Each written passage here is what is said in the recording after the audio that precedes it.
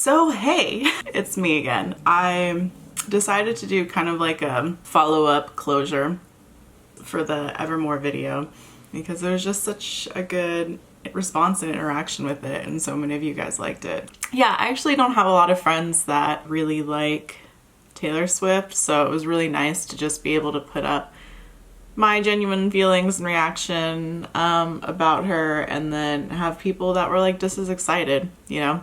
This is Pumpkin. She might pop in and out. Okay, well, you can't pop in that much. I wanted to do kind of like my final ranking on how I feel about like what are the best songs on here. And it was really hard because honestly there was only one miss out of both deluxe albums for me.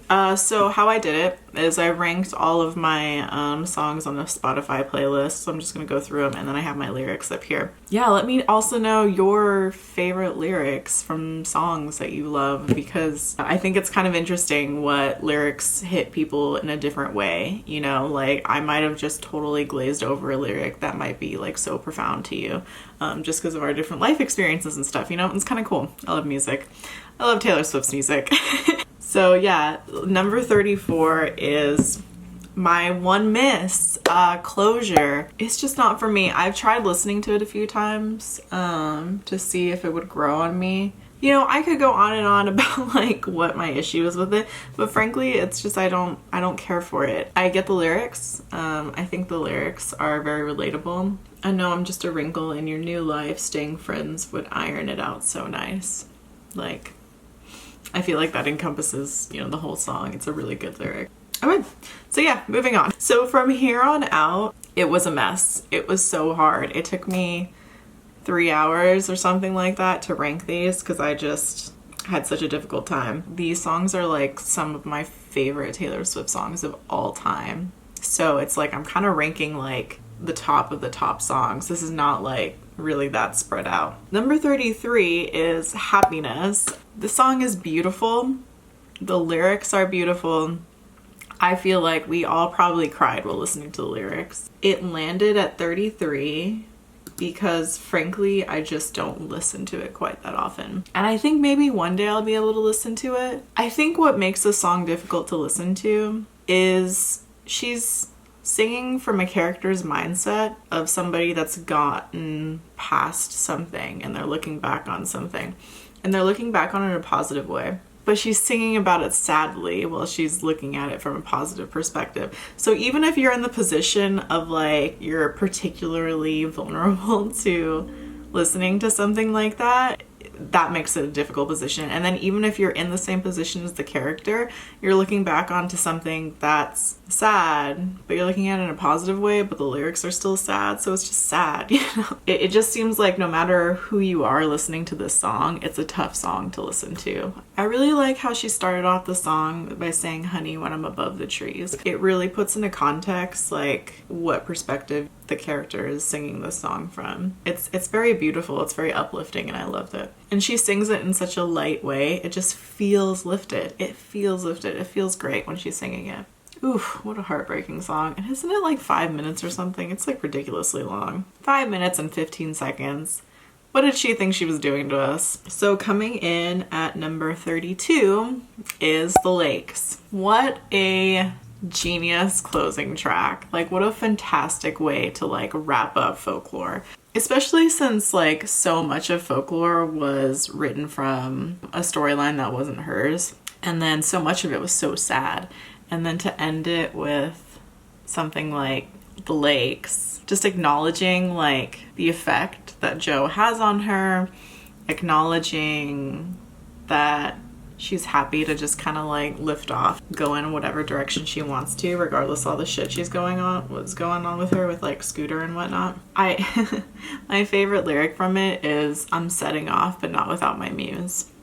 I think it just encompasses Folklore, the album, really, really well. Yeah, what a beautiful song. And the vocab in this song was a little bit like insane. There's definitely some stuff I had to look up in order to like completely understand this song. So next is Mad Woman. I'm gonna be frank, this landed on the lower end only because I get angry listening to it. It was different than listening to The Man, because The Man was very much, it was like a bop, you know, like you can like kind of like shake your ass to it, you know, even though it's talking about like double standards and sexism and whatnot. So this one was very much like same topic, but we're just gonna take out the bop. I would say my favorite lyric in here is probably "and you find something to wrap your noose around," just because I find that very relatable. Not just like with my own experiences, but like what I can see. We see on social media, people critiquing women, even in real life. It's easier to find something in a female coworker or a boss that you dislike versus a male one. It's a very relatable, and I totally feel that line. And honestly, like the "fuck you forever" too. Coming in at number 30 is "'Tis the Damn Season." I will say, I feel "'Tis the Damn Season" kind of growing on me.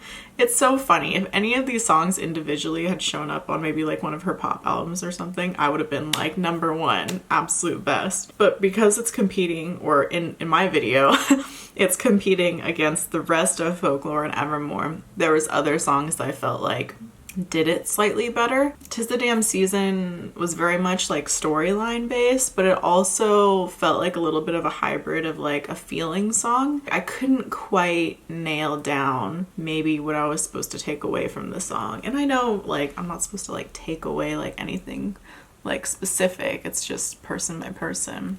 Also, this is not a cross. This is a sword for anybody that is curious about that.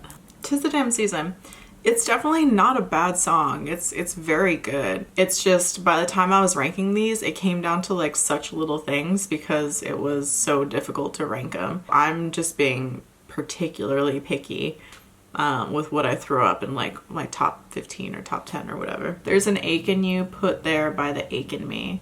I mean, for me, when I listen to that, I end up recalling how much your own hurt and actions and your own shit basically and baggage can hurt another person that you care about, even if you don't mean to. Like, I mean, I would assume most of us don't mean to. It's so important to, like, in this instance, deal with your own ache, because it really like affects the people around you. Next is number 29, "Dorothea." What a cute song. This is my favorite song to play on the guitar. I think I mentioned in my Evermore reaction, but I'm truly obsessed with storylines like this where looking back on something and positively. My dad and I were talking about it a little bit on how I think he mentioned like, you know, you think back on somebody and you just wonder like how they're doing, you know? And this is very much that kind of song. I would say my favorite line from here is "So Easy" for me. It's just such a standout. I love this song. Look how smiley I am. And this is number 29. This should show you like, this ranking was difficult for me. My favorite line is, "If you're ever tired of being known for who you know you'll always know me." It's very grounding. It's like humbling, but also like got you sort of thing. Yeah, I love it. I love it. Coming in at number 28 is "The Last Great American Dynasty." This song falls into a similar category with, So this song, "The One," and "Mirrorball." For some reason, those three songs, I either think they are God's greatest gift to mankind, or I skip it. And I'm not entirely sure why I feel such a polarizing view on those songs. So I think those three I had the hardest time ranking. I really like the line, "Her salt box house on the coast took her mind off St. Louis." I think that's a great line.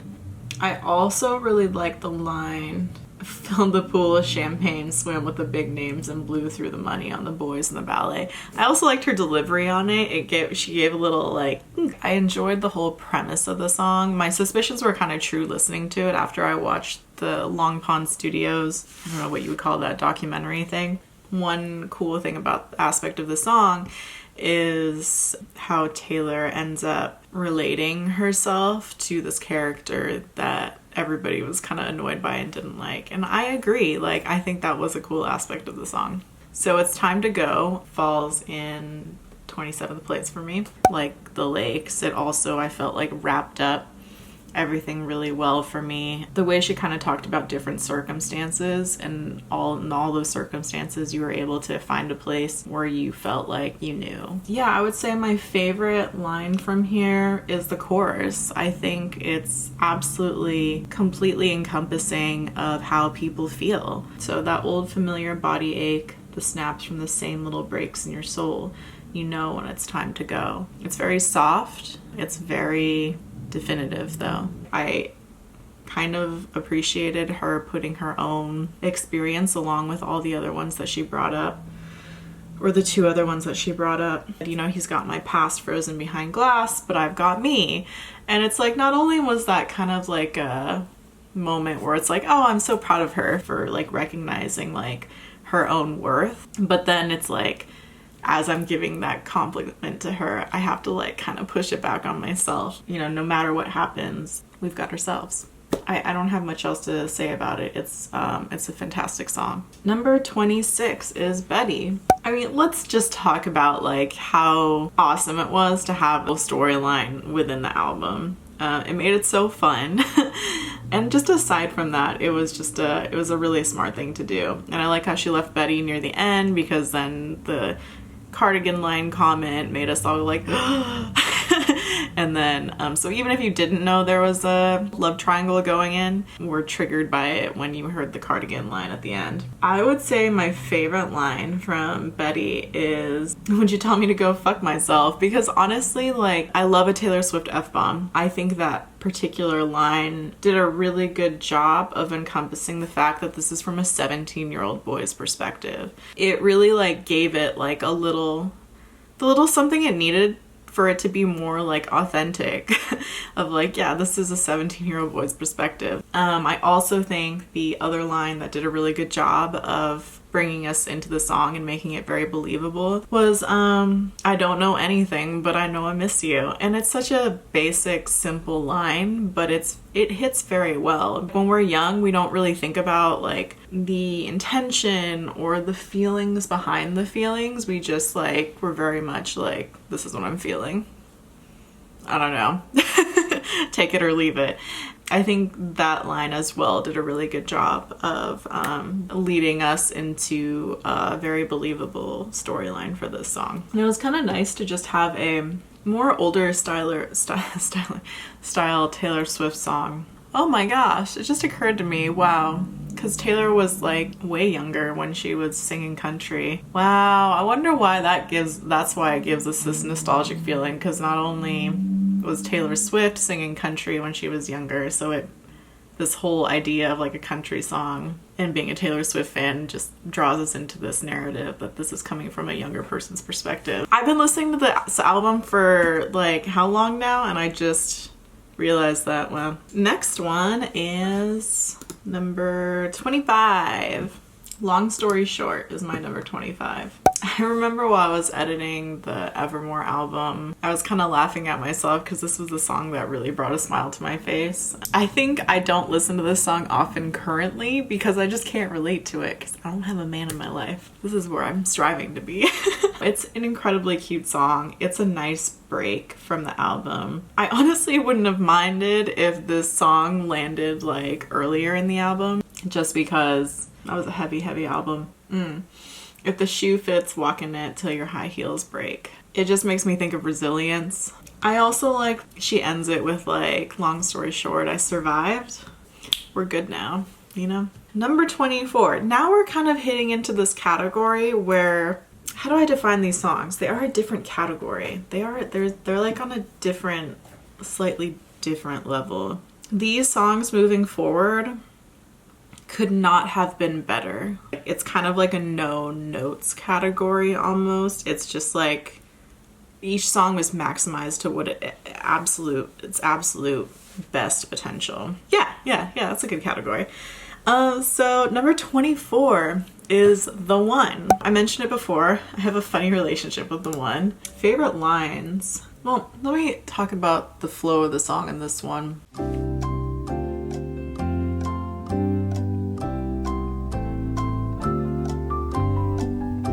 If somebody that really loves this song knows why this song is good, can Can you please like put it down below? Like, what is it that we all love about this song? Number 23, I Have No Body, No Crime, which somebody was a little pressed in my Evermore.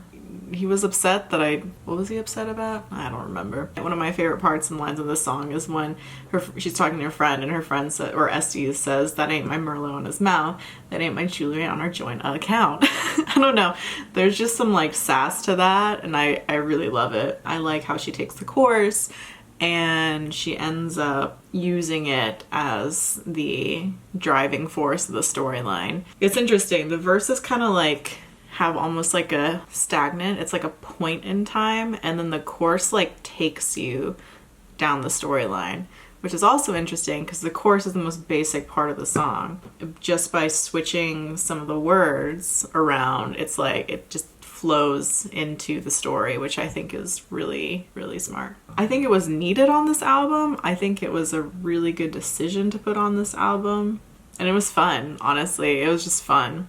Number 22 is Willow. Can we acknowledge that Willow might have the most beautiful instrumental out of like all of these songs? That guitar, hold on, is so gorgeous. Similarly to 'Tis the Damn Season, I felt like there was supposed to be a storyline going on here, but it was also a hybrid with a feeling song too, and it didn't really like have a strong one way or the other.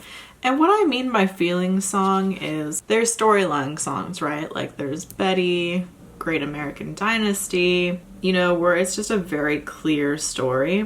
And what I mean by a feeling song is like, for example, like The One is a feeling song in my opinion, because it's meant to be relatable in a sense of like we related to it in one story of our lives, you know, and those stories could be different, where storyline songs feel more specific. And the Willow felt like it was kind of both. I guess maybe I'm just not a fan of that. Maybe not a fan.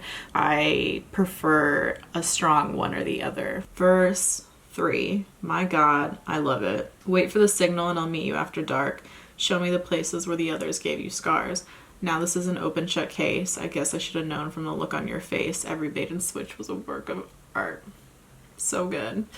And also it's so good because it parallels with verse 1 when she says, and if this was an open shut case, I never would have known from the look on your face. So it has like a really subtle sense of conclusion. And I kind of love that she says that's my man. I don't know. That's cute. Next is Gold Rush. This song kind of has been sneaking up on me too. First off, it's catchy. It has like a feeling that it's structured, even though it's not really. I am this song. I'm actually not a huge fan of crushing on guys that everybody loves. I mean, we can dive into that psychologically, but that's just me.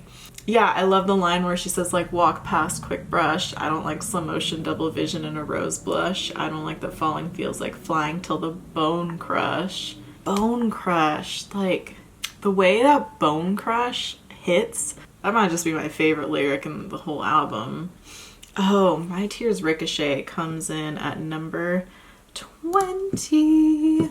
So I like My Tears Ricochet the same reason why I like August. My Tears Ricochet has this like lift off in the middle of it that's just so like, ooh, thank God.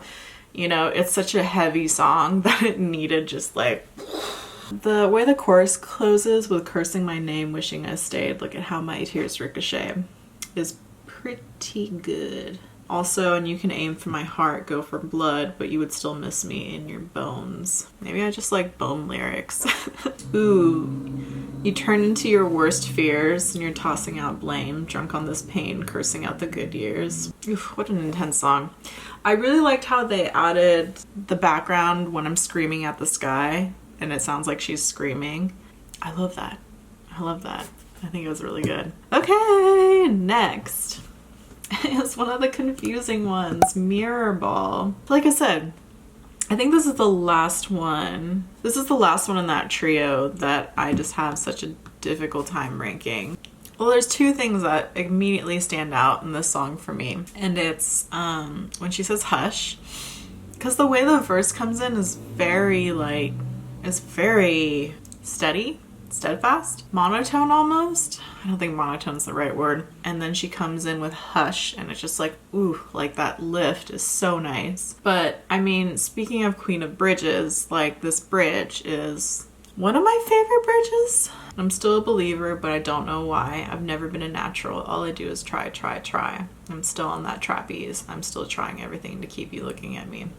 I think the magic of this song is it's very relatable because it's very realistic, because it's actually not quite healthy. Like you listen to the lyrics of this song and you're like, yeah, yeah, and then it's like, ouch, you know? And I really like that. I really like how she's writing these stories and perspectives, from perspectives of people that like do real shit, like make actual mistakes and have wrong trains of thoughts. It's interesting because from the perspective of this person, you almost see like there's nothing quite wrong with how they're thinking, but from an outside perspective as a listener, you're listening to this and you're like, you need some friends.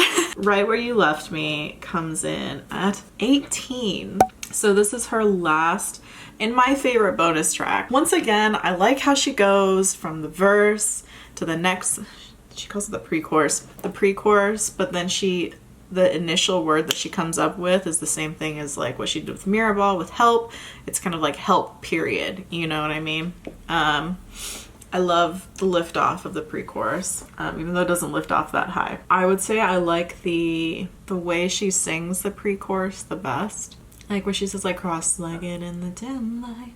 Yeah, it's not so much the lyrics for me, it's the way she delivers the lyrics. I would say my favorite piece of this song is the overarching way she tells the story, where she kind of talks about like glass shattered on the white cloth, and you're not entirely sure what's going on. You kind of have a suspicion like, oh, it's probably over a guy. The story isn't a mystery, but the way she delivers it. In verse 2, she's still 23 inside her fantasy from the perspective of the girl that's like not handling this really well, and she's just stuck inside her fantasy.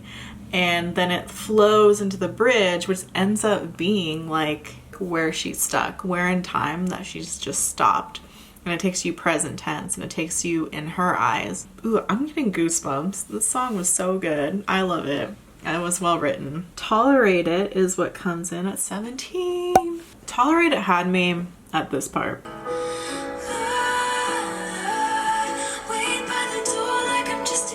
Did we all not get drawn in by Taylor just doing a breathy eye?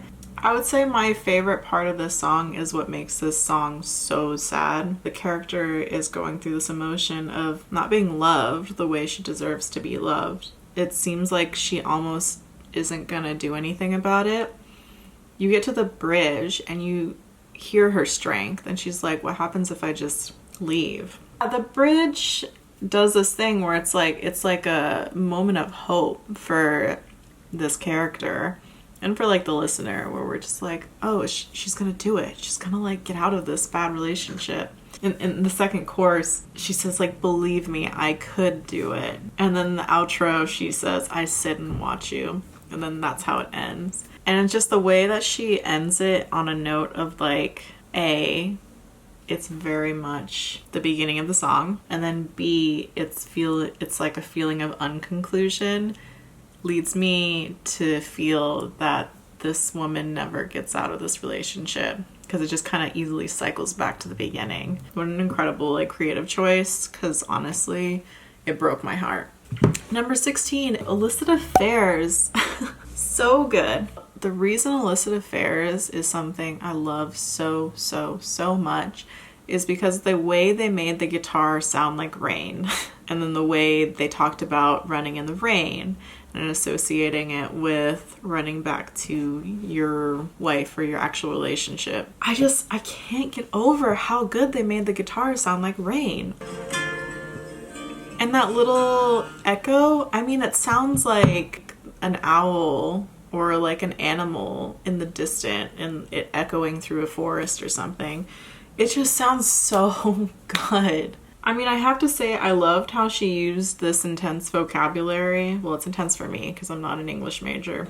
and it still flowed with the song. It didn't feel like dropped in. It felt very much like part of the song. Should I change I'm changing the light so it doesn't look so, I don't know, it looked kind of intense with just the red as the sun went down.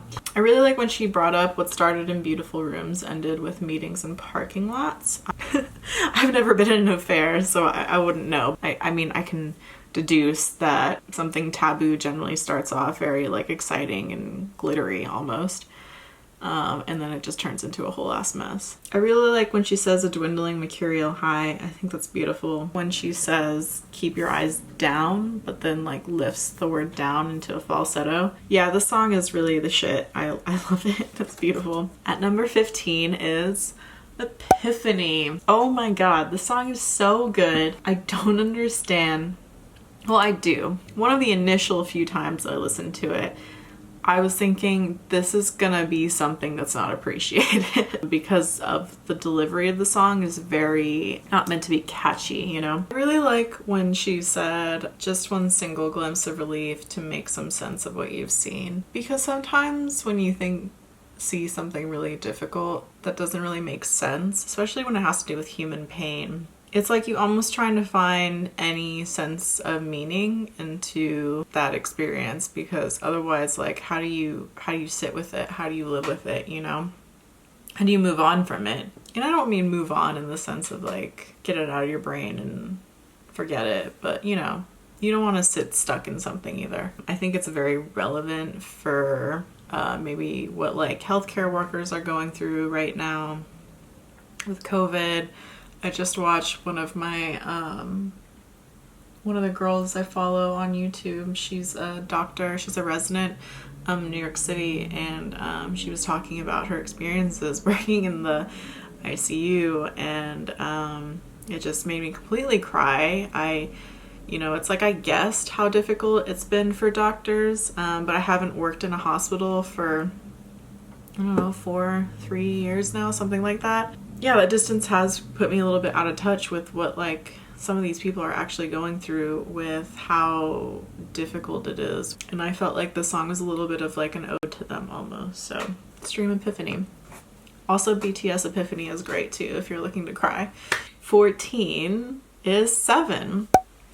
Another underappreciated song. I'm not really entirely sure why. The song is flawless in my opinion. Even though there's like a feeling of darkness in the song in verse 2 when she talks about her friend's relationship with her dad. But for me, that's not the focus of the song. It's more about the relationship they have with each other as friends. I would say I have a few favorite lines in the song. I liked when she said, "I was so high in the sky with Pennsylvania under me. And though I can't recall your face, I still got love for you." What a relatable line. You know, everybody in my past is like, I don't really look at them negatively, so I just love that line so much because I do have so much love for the people in my past, and I hope they're all doing well. And then musically, it was just delivered really like beautifully. It's very it almost has like a non-Taylor Swift kind of sound to it, the way she like harmonizes. I don't know. I think it's gorgeous. Oh, we've broke the top 15. I didn't even realize that. We're creeping up on top 10. Whoa. Okay. So number 13. I was surprised when I was ranking these songs that this song landed where it did. Is it really that high in my ranking? I'm kind of surprised. But if you really think about it, Cardigan has no notes. I think sometimes it gets overlooked for how good of a song it is. I like songs that crescendo. So they start off a little bit small in concept, and then it like blows up into this thing of like real understanding over the song. And this song does that. In verse 1, she's talking about very small things. She's talking about sequin smile, black lipstick, high heels on the cobblestone, very like small, minute things. And then the way with each verse and chorus, bridge, it blows up into this thing of like these really complex adult feelings that people go through. The way it just keeps like getting more and more complex emotionally. And then the way the pattern of like when you're young, they assume you know nothing kind of like follows through.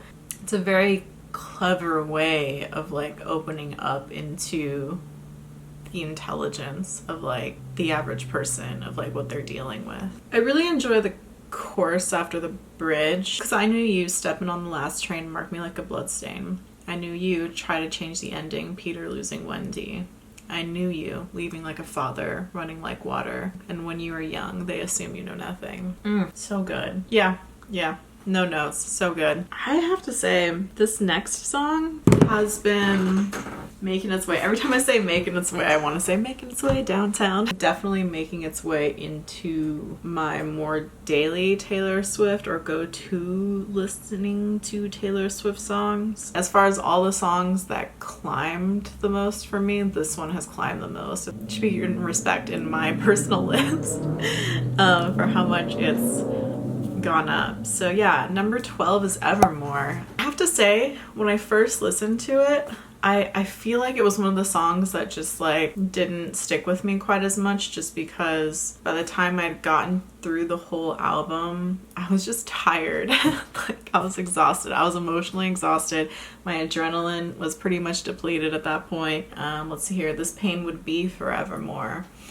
And then she ends the song with, I had a feeling so peculiar that this pain wouldn't be forevermore. Ooh, chills again. The chorus is so good, and I was catching my breath, barefoot in the wildest winter, catching my death. And then Justin Vernon's line of when he says like, can we just get a pause to be certain we'll be tall again? Like, ooh, I feel that so hard. Like, sometimes I just need a break. Number 11. This is another song that I'm really confused. I need some explanations. Maybe I don't need an explanation. I don't think I want to hear it, because like, honestly, Coney Island deserves number 11. I mean, just talking about the first verse, oh my god. Break my soul in two looking for you, but you're right here. The way that's like, yeah, we tear ourselves up or break a part of ourselves trying to like be there for somebody and understand somebody, but it's like, what's the point? Why did you ruin yourself for this person when this person is just who they are in front of your eyes, you know? If I can't relate to you anymore, then who am I related to? And if this is the long haul, how did we get here so soon? Sorry for not making you my centerfold. Ugh! Oh my god, I don't understand. Why is this song so underappreciated? Like, why? What are you guys not seeing? I don't understand. Will you forgive my soul when you're too wise to trust me and too old to care? Like, what the hell? Like, oh my god, these lines. Like, this might be one of the most well-written songs on the album. All right, anyway, we're rolling into the top 10. Let me know if you guys have a similar top 10 or totally different. Like, I want to know what your guys' top 10 are. Or top 5 if it's too much to write. But honestly, a top 5 is hard. Like, I'm more at peace telling people my top 10 than my top 5, because you're saying a lot with your top 5, you know? Top 10 is Hoax. I'm aware that this is not everybody's favorite song, and I also can kind of low-key understand why. I just found this something to be so relatable that I just couldn't help but putting it in my top 10.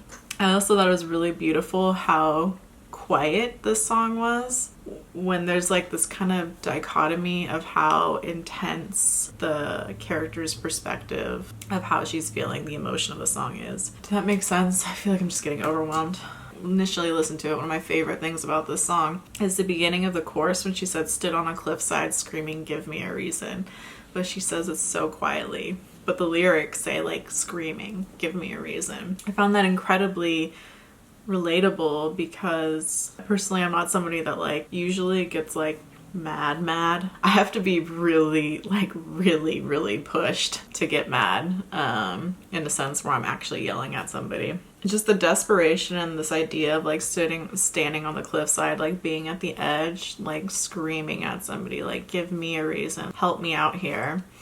But it's so quiet. It's just very relatable. We're back again at the Queen of Bridges. This whole entire bridge breaks my heart.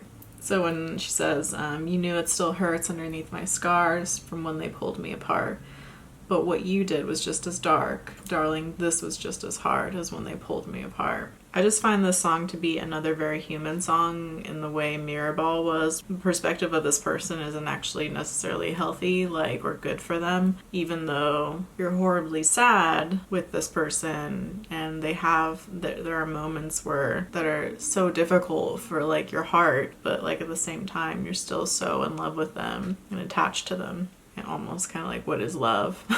Yeah, that's a good way. This song kind of attacks the idea of like, what is love? Moving on. Champagne Problems. What a great story. My favorite part of this story is when I was watching other people's reactions of Evermore, I was so excited to see that so many people like picked up on what the story was pretty easily. I loved when she said love slipped beyond your reaches and I couldn't give a reason. Yeah, sometimes like it just is what it is, you know? You can't like force yourself to like something or someone just because it's considered like right or like good or, you know, whatever. Number 8 is peace. I'm getting like calmer the closer I'm getting to my top 10 because I don't feel like they need justification. They're perfect. They're absolutely perfect. Number 8 is peace. So when I listen to folklore, 2 songs stood out to me. My number 1 and this one. I just remember thinking, holy crap, this is something else. This is stunning. And it has remained that way in my head. Peace is an absolute masterpiece. Ooh, favorite lyric from here. I really like when she says, I never had the courage of my convictions as long as danger is near. Cascade, ocean wave, blues come. I don't know if anybody else struggles with like depression or anything, but when I read if your cascade, ocean wave, blues come, I just think of depression. Yeah, it's just a very real song. Taylor almost acknowledging like she can do all of this, but she can't give you this. So is all of this enough? It's a very real question. It's another song that makes you contemplate what love is the same way that Hoax does, just from a different angle. And then honestly, like just the way the song is delivered and almost like a freestyle, it's a acknowledgement of how talented she is as a singer. Number 7's Exile. Can we just talk about what a triumph this song was? I don't know one person that listened to this song in their initial listen to and wasn't like, can we also talk about how Jin had this in his Spotify playlist for super long? I was like, I think he has the one on there now, which perfect, immaculate taste. When you're listening to it, it feels like you're just in a movie scene and you're the main character. Favorite line is probably similar to other people's favorite line. You're not my homeland anymore, so what am I defending now? Like, you get your knuckles bloody for me. I just like violent imagery with soft sound, or not even violent imagery, but like intense imagery with soft delivery. I'm not your problem anymore, so who am I offending now? Like, and then the back and forth between them. I mean, yeah, honestly, if you want to feel like a main character, just throw some headphones on, go take a walk and listen to this song. Even if you're not going through a dramatic breakup, you feel like you're the one. Number 6. The way I really wanted to throw this in top 5, but I just couldn't. And it's not because of the song itself, it's because there's just other songs that belonged in top 5. Marjorie. This song literally, oh man, it tore me apart. Limb by limb, it just tore me apart. What a beautiful song. Yeah, another one a little bit more lyrically simple, but the journey that this song takes you on is out of this world. Also, watching the video that goes along with it just shatters you. I'm like, yes, love being shattered. I love verse 1 and verse 2 where she's almost like giving these lessons that I'm assuming her grandmother gave, having fun with it, like wordplay wise. I thought was really good. The line that hit me, like that really got me, was should have kept every grocery store receipt because every scrap of you would be taken from me. I would have to say overall this song did a really good job of being really sad but also really happy. The Soon You'll Get Better is just sad. Like, to be honest, it's just sad. But This is like beautiful. In my opinion, it adds more texture to the song than just being sad. That kind of goes in theme with a lot of these other songs. It's not just like happiness, love, sadness, heartbreak, friendship. There's a lot of texture within each topic of the song. And same with this one. It's not just sad, because that's not how things are. So number 5 is Invisible String. I can't tell you why the song is in my top 5. It's so happy though. It's so hopeful. It gives me a lot of hope for my love future, for my romantic future. Maybe? I don't know. I'm also settling in with the fact that I might just be like single forever. And I don't mean that in like a sad, self-deprecating way. It's just like, it is what it is if that's the way it's gonna be. I love when she says, time, curious time, gave me no compasses, gave me no signs. I love when she says, time, mystical time, cutting me open, then healing me fine. Oh, verse 3, when she said, cold was the steel of my axe to grind for the boys who broke my heart. So good. I'm like I'm struggling to talk because I'm so smiley. I like when she said, time, wondrous time, gave me the blues and the purple pink skies. Okay, clearly I'm seeing the pattern here. I like the first line of the chorus. I like the rhythm of it, and I like how she changes it every single time. Time really is that girl, like, especially for things like pain and hurt. I wouldn't just say you just sit around and let life happen to you and like let time go by and heal you. I wouldn't say necessarily that does anything, but like active use of your time does amazing things. So number 4, Ivy. Oh my god, I love this song so much. And I've literally never been in an affair, but I love this song so much. For anybody that doesn't know the context of this song, it's like from the perspective of a married woman and she's falling in love with another man. The fact that I actually don't relate to this song, that should tell you how good it is. Oh my gosh, it's pitch black outside. Didn't we start this during the daytime? What time is it? The delivery of the chorus is ridiculously good. Like when she says, oh goddamn, like, I don't know, every single time that just like, ooh, that just does it for me. Mine pain fits in the palm of your freezing hand is probably my favorite lyric. I love it so much. I can't stop you putting roots into my dreamland. My house of stone, your ivy grows, and now I'm covered in you. This idea of like her house of stone, and she's married and she has a base, a foundation of like where she has decided to be. This idea of ivy, and it's like this really like delicate, soft thing. It can overcome this like house of stone because it can just grow and like cover her. That imagery is so good. I feel like my number 3, a lot of people are gonna be like, yep. My number 3 is August. I love August. It's so beautiful. Musically, instrumentally, it had that lift off. Lyrically, it was so fun and relatable and sad. I would say the bridge and the outro are my favorites. Remember when I pulled up and said get in the car and then cancel my plans just in case you'd call, back when I was living for the hope of it all. Oh yeah, so relatable. The reality is like the situation is what it is, but you're like hoping for like a little bit more. And yeah, it's so relatable. It's so good. I mean, this is definitely a no-note song. Jack Antonoff, Taylor Swift, you killed it out of the park with this one for the production. Number 2. I feel like once I say my number 2, you guys are gonna know my number 1. I feel like my number 1's gonna make some people mad, but like, it is what it is, you know? So my number 2 is Cowboy Like Me. The delivery of this song, the way it was written, the lyrics of the song, absolutely flawless. My favorite part of this song is the way they came in with a certain cadence that was like okay in the initial part of the song, and then they brought it into like a space that was so beautiful. I would say vocally, Taylor sounds phenomenally like flawless in here. When she says like perched in the dark, telling all the rich folks anything they want here, and then she said like it could be love, and she kind of does this woo, like a really like down and up and out sort of like thing with love, and I love that. It sounds so good. She says never thought I'd meet you here, it could be love, we could be the way for it, and I know I'll pay for it. This idea that she knows that like this love is something that's gonna like hurt her, you know, ahead of time.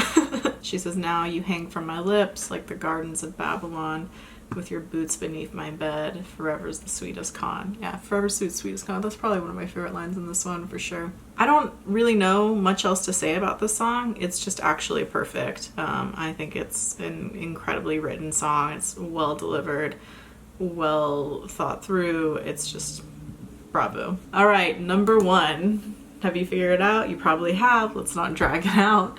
My number one is This Is Me Trying. I don't remember a lot from my initial listen to Folklore. I remember this though. I remember listening to this melody. I remember listening to the lyrics and being like, what the hell did I just listen to? I don't relate to this in just like one aspect. I relate to this in like from a couple different perspectives of my life. And then on top of that, have made a lot of changes in my life where I'm more sympathetic to people that make an effort. And I'm also trying to be a person that's understanding of what effort and trying means to different individuals, because it's not the same for everyone, right? And then the song came out right around the same time I was like struggling with this concept. This is really dramatic, but I don't know what else to say other than like this song made me a better person, because the song put into a more digestible way of understanding like me trying is different than you trying, or you trying is different than me trying. And then listening to their discussion with the Long Pong Studios about people struggling with addiction and drugs and alcohol, and then applying it to this story. Yeah, there's a lot of personal shit in here for me, and I'm sorry if this is not your number one. This has and probably will always be my number one in Folklore, mainly because it definitively put a stamp in my life. And it's something that was so shocking to me that a song really like truly did something like that for me. And I'm honestly not surprised that it came from Taylor. I mean, a way to wrap up this video, like I've always expected, like I always knew, and I think people that have been with her know, like we knew what we are never ever getting back together and Shake It Off were, and we also knew what the rest of the songs were. I just feel so grateful that she tapped into this side of her musically, because my God, thank you. I know there's also a lot of other people out there that feel similarly to the way I do. Maybe not necessarily the same order. I feel like sometimes like she's like my friend, even though she doesn't know me, but like that's okay. I'm so proud of her. I'm so happy for her relationship with Joe. I'm so happy for her relationship with herself, to be honest, because it shows in these albums the comfort level that she's gotten with herself as an adult woman. I find it very admirable. And yeah, so that's my ranking. Yeah, let me know what your top 10, if you feel like writing it down, or your top 5 are, if you feel like being bold. Yeah, so thanks everyone. I hope everyone has like a really good start of 2021. I know I feel pretty good about it, and yeah, bye.